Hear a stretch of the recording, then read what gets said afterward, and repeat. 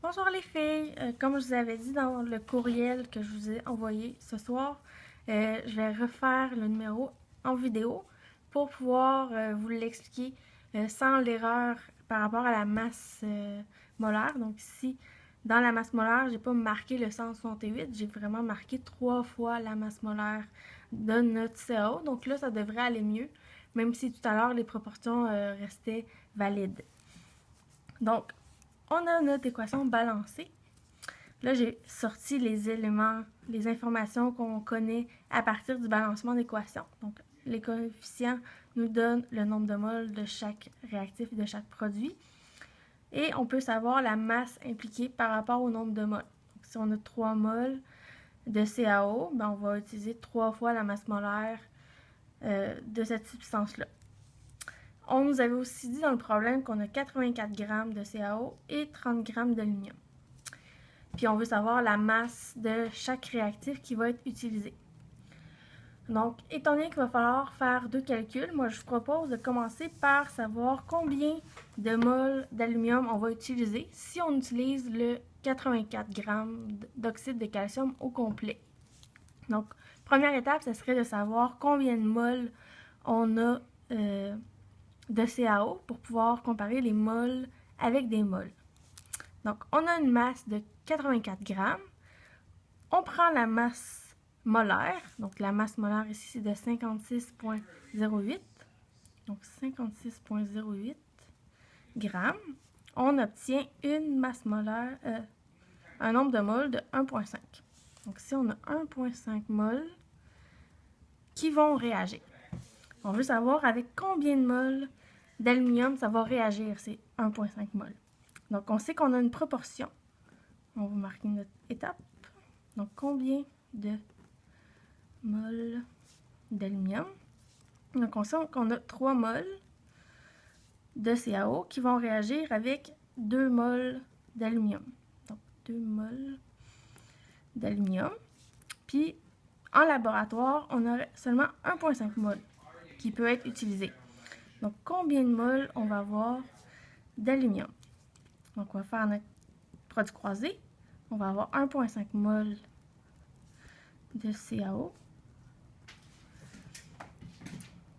qui va être multiplié par 2 moles d'aluminium et qu'on va diviser par notre 3 moles de CaO. Donc, les moles de CaO s'annulent, donc ça ne sera pas notre unité. Désolée. Ça ne sera pas notre unité. Donc, si on fait le calcul, on fait 1,5 fois 2 moles d'aluminium divisé par 3 et ça va nous donner 1 mole d'aluminium nécessaire. Donc, ça serait notre premier calcul, notre première valeur. Si on prend, ça serait notre grande étape A, étape B, donc là, on va faire l'inverse. Donc, combien de moles de CaO à utiliser pour 30 g d'aluminium? Donc, encore là, on va calculer le nombre de moles qu'on a. Donc, nombre de moles d'aluminium. Donc, on fait le N égale la masse sur la masse molaire. On a 30 grammes. Et la masse molaire, c'est de 26,98 grammes par mol d'aluminium. Donc, ça nous donne une masse molaire. Pas une masse molaire. Ça nous donne 1,11 mol. Donc là, on a plus qu'une mol.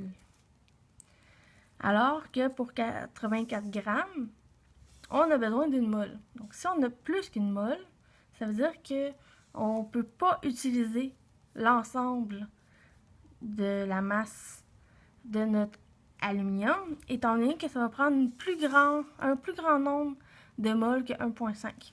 Donc, on vient d'obtenir notre réponse à la question 2. Donc, la réponse à la question 2, ça va être qu'on va utiliser 84 grammes de CaO et 1 mole d'aluminium. Donc, 1 mole, on a la masse molaire. Donc, on va utiliser 0,98 g d'aluminium. Et si on regarde au numéro C, donc le numéro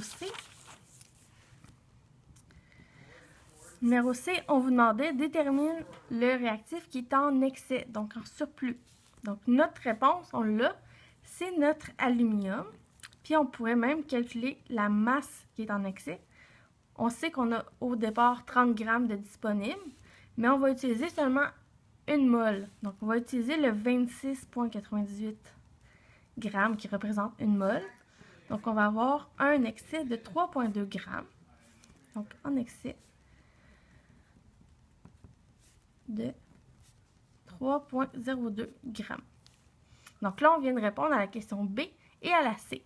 Donc dans un prochain vidéo, je vais vous expliquer comment faire le D. Donc le D va beaucoup plus ressembler à vos exercices que vous allez faire dans les top quiz ou dans les examens. Étant donné que le numéro B, où est-ce qu'on parle d'excès, c'est comme je vous disais, c'est un numéro un peu plus difficile parce que vous avez beaucoup d'informations et c'est pas toute l'information qui est véridique quant à l'utilisation. Donc ici, l'aluminium, on avait beaucoup trop d'aluminium de disponible pour ce qu'on doit utiliser pour faire la réaction. Donc on se voit dans l'autre vidéo. Bye!